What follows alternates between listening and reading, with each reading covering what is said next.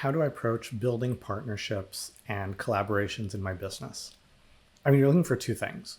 On the practical side, you're looking for each party to be able to contribute something valuable, right? Like you want someone who's going to be a legitimate partner. They're in it with you and they bring something that you can't bring, right? A partner is not just an extra pair of hands or eyes. It's not like, I can't afford to pay someone, so I'll make them a partner.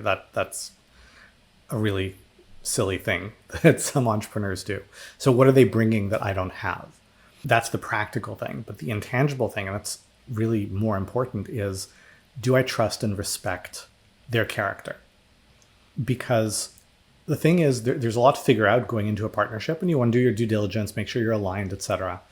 But I can guarantee you that no matter how rigorous your due diligence, there will be things that you didn't think of that will come up later. There will be situations you didn't anticipate.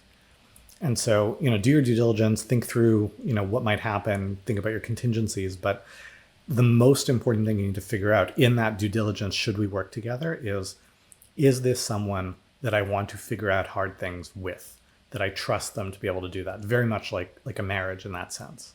And, I've engaged in a lot of partnerships and collaborations over the years.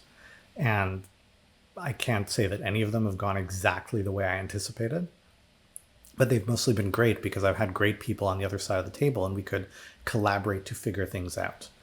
And the only times where it didn't really work out that way is where it turned out that the person on the other side of the table just didn't have the character that I thought they did to approach this in a way where it's like, okay, so maybe we're in a situation that's surprising. Maybe we're in a situation that downright sucks.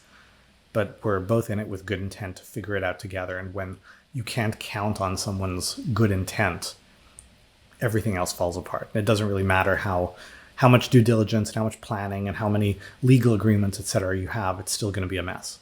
So, make sure there's no point entering into a partnership with someone who doesn't bring something to the table. But beyond that, make sure that what they're bringing to the table, first and foremost, is character.